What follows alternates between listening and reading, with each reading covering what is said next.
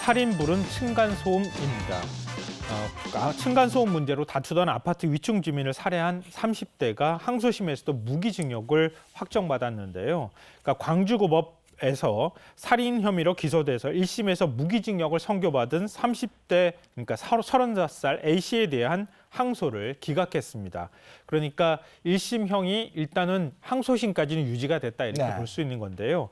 이로써 전자발찌 20년 부착 명령도 그대로 유지가 됐습니다. 층간소음 때문에 이웃을 살해한 정말 끔찍한 사건입니다.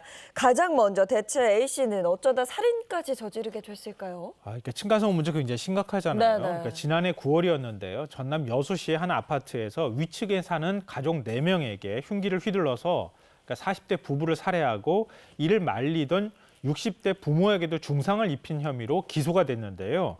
그러니까 조사 결과 A씨는 층간소음 문제로 평소 이 살해된 부부와 굉장히 많이 다툼이 있었다고 합니다. 그런데 그 살해한 그날 위층을 찾아가서 범행을 저지른 것으로 확인이 됐는데요. 그러니까 그 전에 굉장히 층간소음이 심각한 상황이었기 때문에 갈등이 심각하니까 좀 살해 의도가 있었다 이렇게 볼 만한 행위들을 했었다고 합니다. 그러니까 온라인 쇼핑몰에서 등산용 칼을 구입하거나 600여 종의 흉기를 살펴보는 등 수개월 전부터 범행을 준비한 것으로 드러났고요. 네. 또 자신의 부모에게 그러니까 위층에 층간소음을 녹음한 걸 들려주면서 위층 사람들한테 극도의 분노심이나 증오심을 드러내 왔었다고 합니다. 근데 이렇게 미리 범행을 준비하고 이래놓고 A씨는 심신미약을 이유로 해서 무죄나 감형을 얘기했다면서요? 네, 맞습니다. 요즘에 이런 범행 저지르고 난 다음에 내가 나 스스로를 통제할 수 없는 상태였다. 뭐 예를 들면은 기존에 정신병 전력이 있었다. 이런 점들을 내세우는 경우가 굉장히 많은데요. 네. 요즘엔 잘 받아들여지지 않습니다. 그러니까 법원도 이 부분에 대한 주장을 받아들이지 않았고요. 또 검찰은 역으로 지금 무기징역이라고 제가 말씀드렸잖아요. 네. 사형을 선고해야 한다 이렇게 요구를 했었다고 하는데요. 재판부가 이 또한 받아들이지 않았다고 합니다.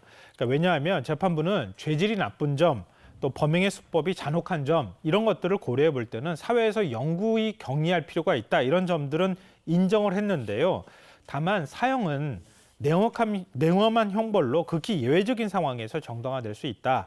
또 다만 이 지금 살인을 저지른 사람이 전혀 정신병적으로 문제가 없었던 것은 또 아니라고 해요. 그러니까 범행 직후에 112에 직접 신고를 했다고 하는 점, 또 피해 망상과 환청 등에 시달려 왔었다는 점은 또 참작을 해서 지금 사형을 선고해달라고 하는 검찰의 구형을 받아들이지는 않았습니다. 네, 이런 살인까지 일어날 정도로 층간소음 문제가 심각해지면서 지난 8월 국토부에서는 층간소음 해결을 위한 지원 방안을 발표했는데요. 하지만 이 사업에 있어서 실효성 문제가 또 제기가 됐어요. 아마 기억하실지 모르겠어요. 당시에 제가 전해드렸어요. 이 소식. 네네. 국토부에서 층간소음 문제에 대해서 대책을 발표했다 네. 이러면서 내용을 소개해드렸던 게 저도 기억이 나는데요. 그러니까 당시에 이미 지어진 아파트의 경우에는 층간소음을 어떻게 해결할 방법이 없잖아요. 그렇죠. 왜냐하면 새로 짓는 아파트의 경우에는 층간소음 규제를 강화하면 거기에 뭐 더 많은 층간소음이 전달되지 않는 재질의 어떤 건축 자재를 쓰면 되는데 네. 지어진 아파트는 방법이 없으니 그러니까 소음 저감을 할 수 있는 매트를 설치하는 비용을 최대 300만 원까지 저리로 빌려준다. 이런 내용을 발표한 바가 있습니다. 근데 이게 실효성이 떨어진다라고 하는 지적을 국회 예산정책처에서 한 것인데요. 그 이유를 살펴보면 보통 이제 아파트 층간소음에 민원이 들어오는 걸 살펴보면 층간소음 민원의 한 80% 가까이가 아이들의 뛰는 소리, 발걸음 소리 이런 거라고 합니다. 또 그 다음을 차지하고 있는 게 문을 열고 닫거나 가구를 끄는 소리인데요.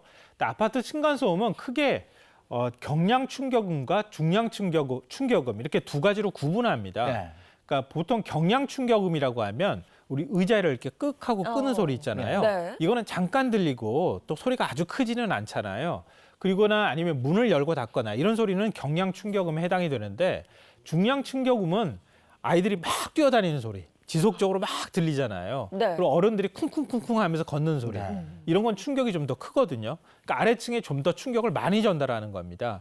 그런데 소음 저감 매트는 경량 충격음에는 효과가 있는데 중량 충격음에는 효과가 별로 없다. 이런 얘기예요.